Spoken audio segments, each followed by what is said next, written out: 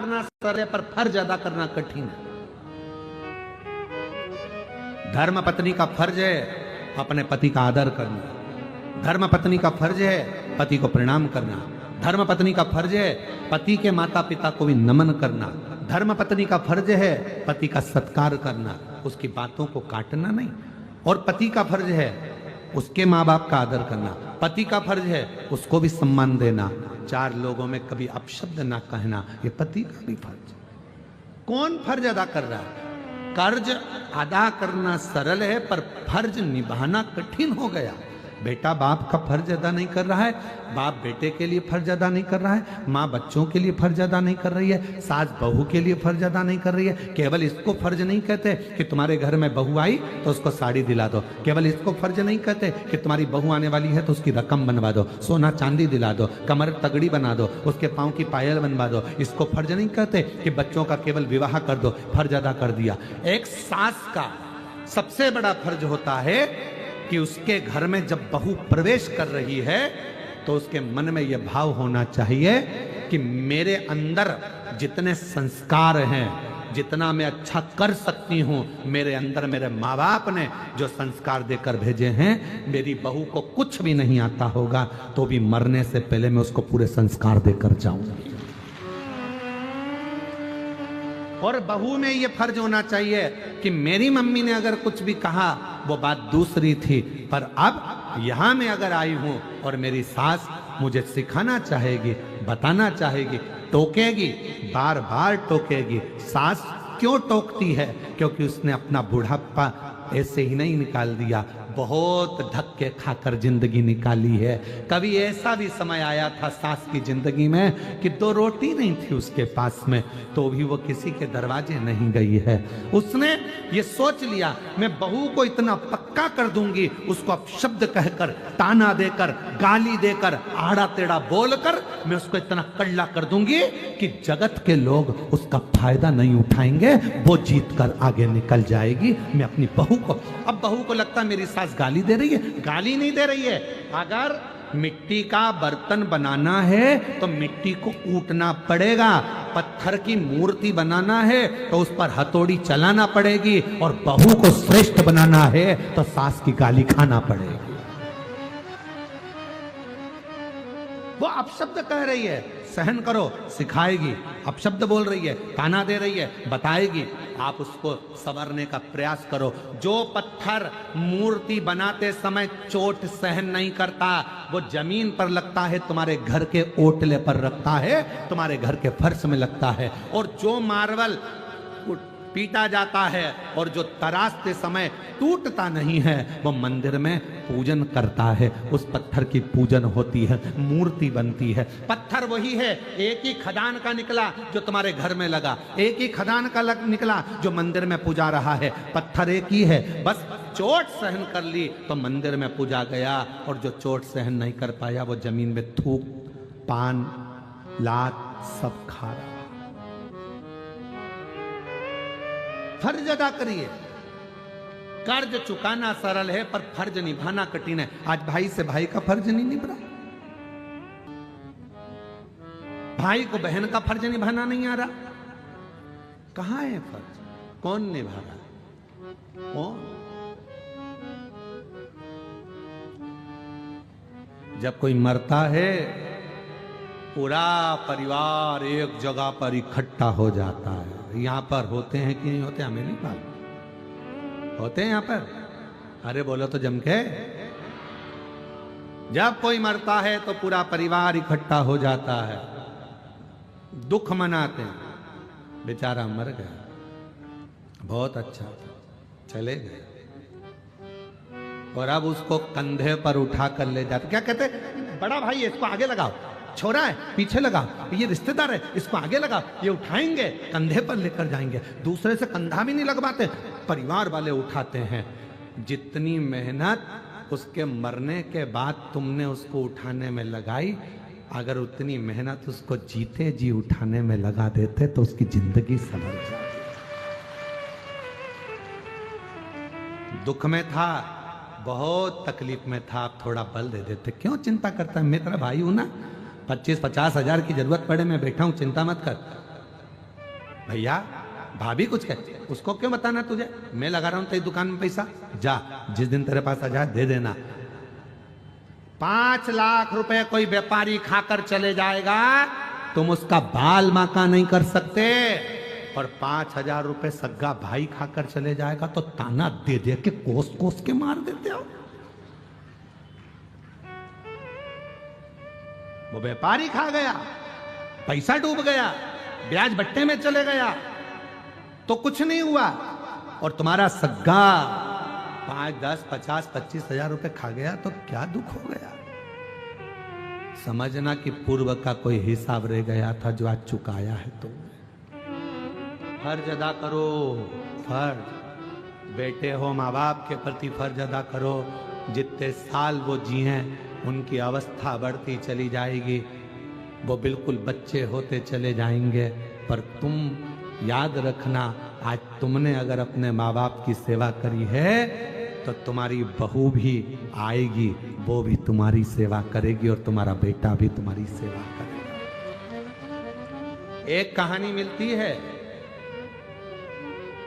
एक पिताजी बीमार पड़ गए, और बीमार पड़े पिताजी, बहू ने कह दिया तुम्हारे पिताजी को बहुत खांसी चलती है, बच्चों को पढ़ने में तकलीफ होती है, इनको बाहर जो कमरा है माली वाला चौकीदार का कमरा है उसमें ठहरा दो।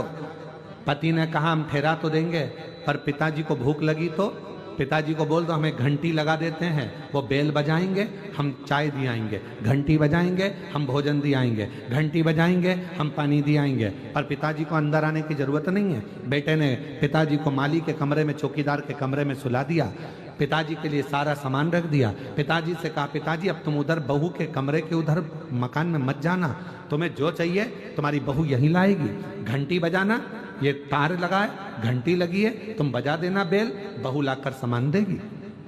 ठीक है, पिताजी ने जाना बंद कर दिया। एक दिन पिताजी ने घंटी बजाई तो घंटी बजी नहीं शायद। पिताजी पानी के लिए तरसते रहे, बेटे ने कसम दी थी कि उधर जाना मती, पानी मंगना मती, बस घंटी बजाना। बाप घंटी बजाता रहे, फिर भी कोई पानी लेकर नहीं आया। आखिरी में बेटा शाम को आया, पूछा अपनी पत्नी से क्यों बाबूजी को पानी चाय दे दिया था, आज घंटी नहीं बजाई तुम्हारे पिताजी ने, हमको लगता है उनके पास रखा होगा इसलिए उन्होंने घंटी नहीं बजाई। बेटा दौड़ कर गया अपने बाप के कक्ष में, जाकर देखा तो पिताजी तो जमीन पर पड़े थे, बेहोशी में थे। बाप को पानी का छींटा देकर उठाया, पापा बाबूजी क्या हुआ?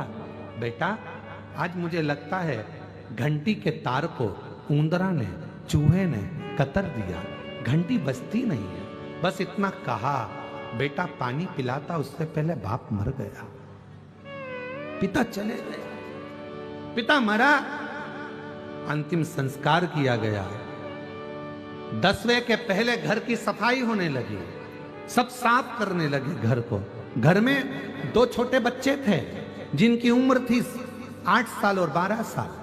दोनों बच्चों ने, मां सफाई कर रही थी, पिता सफाई कर रहे थे घर की, और छोटे छोटे बच्चों ने, एक ने घंटी को जेब में रख लिया, एक ने घंटी के तार को अपनी जेब में रख लिया। इतने में मां ने चिल्ला कर पूछा, क्या कर रहे हो? ये घंटियां जेब में क्यों रख रहे हो? बच्चे कहते हैं, मां जैसे आपने दादाजी के लिए घंटी लगाई थी वैसे आपकी बहू आपके लिए लगाएगी, उसकी तैयारी कर कर रख रहे हैं। हम उसकी तैयारी कर रहे हैं, जैसा कर्म करोगे वैसा भोगना पड़ेगा। आप सेवा करो, आपकी औलाद आपकी सेवा करेगी। धन काम नहीं आएगा, सेवा काम आएगी। कई लोग ऐसे हैं जिनके पास करोड़ों का धन है, हॉस्पिटल में जाकर, कैंसर हॉस्पिटल में एक बार जाकर देखना कि कैंसर हॉस्पिटल में पैसे ले लेकर खड़े हैं अटैची में, डॉक्टर साहब मेरी पत्नी को अच्छा कर दो, मेरे पति को अच्छा कर दो, मेरे बेटे को अच्छा कर दो, मेरे बाप को अच्छा कर दो, मेरी बहन को अच्छा कर दो। धन काम नहीं आएगा, काम क्या आएगा? जाएगा पुण्य। केवल अच्छा कर्म कर चलो। ये मानव की देह फिर नहीं मिलना है, जो मिली है इसको संभालने का प्रयास करो। हम आपसे ये नहीं कहेंगे कि आप कहीं तीर्थ में जाकर बैठ जाओ, हम आपसे इतना कहेंगे अपने दिल को तीर्थ बना लो, अपने मन को तीर्थ बना लो, अपने आप को तीर्थ बना लो। जब तुम्हारा कोई दर्शन करे तो तुम्हें देखते से ही याद आ जाए कि इसको देखने पर शिव की याद आती है। लोग कहें कौन आया है तो कहने अरे वो शंकर की भक्त आई है, भजन अच्छा गाती है, स्मरण अच्छा करती है, शिव जी के मंदिर में रोज पानी चढ़ाने जाती है, शंकर जी के मंदिर में रोज झाड़ू लगाती है, शिव जी के मंदिर में भजन करती है। तुम्हारी पहचान ये नहीं होना चाहिए कि ये उनकी बहू है, होटल में डांस करती है, ये उनका बेटा है जो दिन भर पी के पड़ा रहता है। पहचान इससे नहीं होती, पहचान होती है सनातन धर्म में। ये उसकी बहू है जो मंदिर में पोछा लगा देती है, झाड़ू लगा देती है, भजन करती है। ये उनकी बहू है। जब हमारे गिदम में शिव महापुराण की कथा हो रही थी तो बेटियां जैकेट पहनकर बिल्ला टांग कर सेवा में 24 घंटे लगी हुई थी। ये वो बेटियां, ये वो बेटे हैं जो घर नहीं गए, 7 दिन तक सेवा में लगे रहे। कोई रात को सेवा कर रहा था, कोई दिन में सेवा कर रहा था। अपना एक बेच पहनकर, एक जैकेट पहनकर वो अपनी सेवा में लगे रहे, भोजन करा रहे थे, पानी पिला रहे थे। वो आदिवासी, वो वनवासी, वो क्षेत्र की मेरी बहनें, मेरी बेटियां पत्तल बनाने में लगी हुई थी, वो भोजन कराने में लगी हुई थी। उन्होंने घर नहीं देखा, उनको लगा हमारे गिदम में कथा है, कथा कराने वाला कोई भी हो, पर ये गिदम की कथा है, ये किसी एक व्यक्ति की नहीं, हमारे वनवासी आदिवासी क्षेत्र में आज हमारा भोले बाबा आया है, हमारा शिव आया है, उसकी कथा चल रही है, उसकी कथा चल रही है। उसको पहचानो। ये कथा पहचान कराने के लिए आई है। बासुर जैसे क्षेत्र में, बारसूर के अंतर्गत शिवालयों की पहचान कराने के लिए कथा आई है कि पूरा सनातन धर्म, पूरा सनातनी, पूरा विश्व इन मंदिरों को देखे, इन मंदिरों को जाने कि यह है क्या। उनको पहचाने कि यह है क्या। हम फर्ज अदा नहीं कर पा रहे, हम फर्ज नहीं निभा पा रहे। गुरु शिष्य के प्रति फर्ज अदा नहीं कर रहा है, शिष्य गुरु के प्रति फर्ज अदा नहीं कर रहा है। एक गुरु को भी चाहिए कि शिष्य को सतमार्ग बताए। गुरु को लगने लगता है कि शिष्य को बहुत बड़ा घात होने वाला है, शिष्य बहुत नीचे जाने वाला है, तो गुरु अपने शिष्य को एक क्षण में उपदेश गीता जैसा दे देता है, उसको बचाने का प्रयास करता है। जाग जाओ अर्जुन जैसे, वरना मरना तो है ही, शांत तो होना है, नष्ट सब कुछ होना है। समझ जा।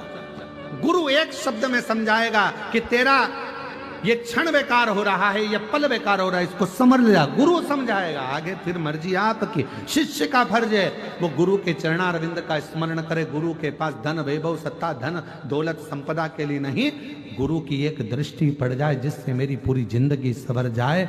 गुरु थोड़ा सा वैभव देवी देगा तो वो थोड़े दिन चलेगा, पर गुरु की दृष्टि पड़ जाएगी तो पूरी जिंदगी चकाचक निकल जाएगी, आनंद में निकल जाएगी, वैभव में निकल। फर्ज अदा नहीं कर, कर्ज तो कोई भी नहीं मानता। कर्ज अदा करना है, पैसा दे दो, कर्ज चुक जाएगा। कर्ज अदा करना सरल है, पर फर्ज निभाना कठिन है। फर्ज तो केवल भगवान देव अधिदेव महादेव माता पार्वती से कहते हैं। पार्वती ब्रह्मा जी कह रहे हैं कि ये बड़े वो छोटे।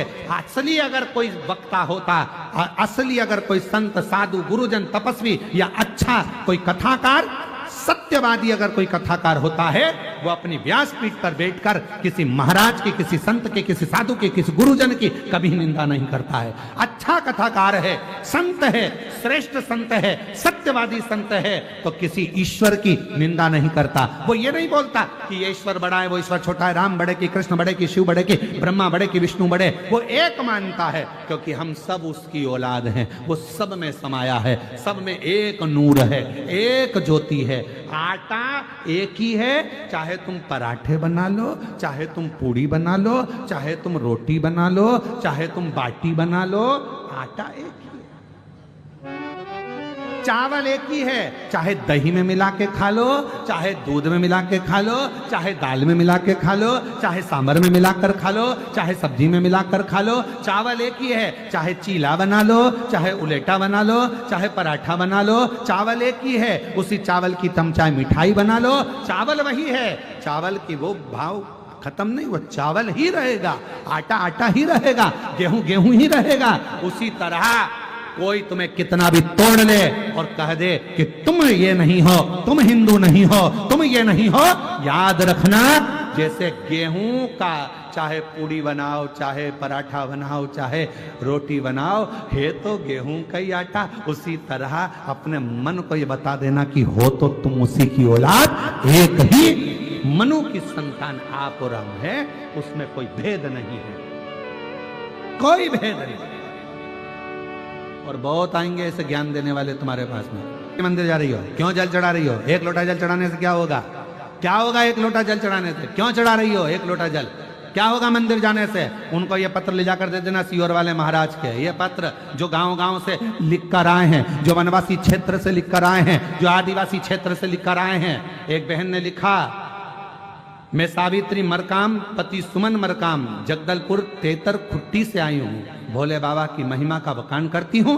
पताने से क्या होता है शिव को एक लोटा जल चढ़ाने से? क्या होता है शिव महापुराण की कथा सुनने से? उनको बताना हमारा सनातन धर्म इतना मजबूत है कि किसी के पास जाने की जरूरत नहीं है। जल उठाओ, अपने घर का, मंदिर पास का, एक लोटा चढ़ाना प्रारंभ करो, बाबा समस्या मिटाना प्रारंभ कर देंगे, दुख मिटाना प्रारंभ। आडंबर में मत पड़ो, पाखंड में मत पड़ो, ढोंग ढकोसले में मत पड़ो कि हम आ जाएंगे तो हमारा ये काम। ना ना ना ना, पाखंड होना ही नहीं, ढोंग ढकोसला होना ही नहीं। हमारे कुबेरेश्वर धाम पर ना तो बेल दी जाती है, ना भभूति दी जाती है, ना कोई फल दिया जाता है। हमारे कुबेरेश्वर धाम पर सीहोर में केवल कंकर उठा लो, पूजन कर लो, पटक दो, एक कंकर लियाओ और वहां से जो रुद्राक्ष मिलता है उसको लियाओ, शिव जी को एक लोटा जल चढ़ाओ, रात्रि का विश्राम बाबा के आंगन में करो। बस इतने में मेरा बाबा तुम्हारी मनोकामना पूर्ण कर कर भेज देता है और 3 महीने में वापस बुला लेता है। किसको कहते हैं भेदभाव?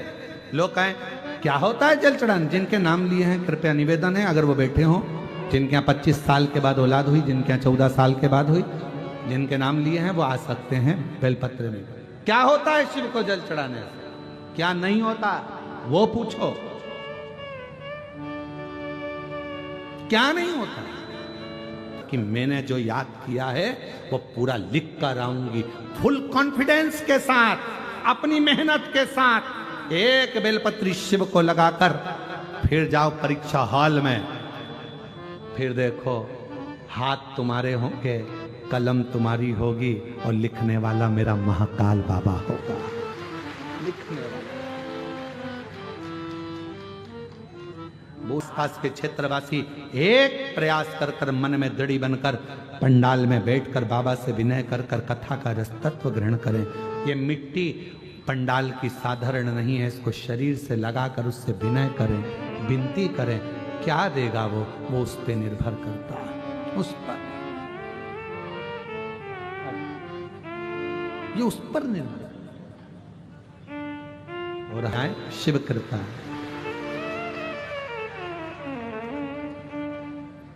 उस पर आश्रित हो जाओ। बहुत आएंगे, बहुत भ्रम फैलाएंगे। मंदिर मत जाओ, शिव के मंदिर मत जाओ, एक लोटा जल मत चढ़ाओ, शंकर पे चढ़ा हुआ जल मत पियो, लोग कहेंगे। बेलपत्र मत खाओ, लोग कहेंगे। उनको कह देना एक बार गीता प्रेस गोरखपुर की शिव पुराण लाओ, तुम इतना ज्ञान दे रहे हो, खुद पढ़ो, मालूम पड़ेगा। उसमें लिखा है श्री शिवाय नमस्तुभ्यम बोलने वाले के मात्र मुख का दर्शन कर लो, सारे पाप नष्ट हो जाते हैं और हजारों वर्ष में यज्ञ का फल प्राप्त हो जाता है। शिव पुराण में लिखा है शंकर भगवान पर चढ़ाए हुए जल का आचमन करने से कायिक, वाचिक और मानसिक तीनों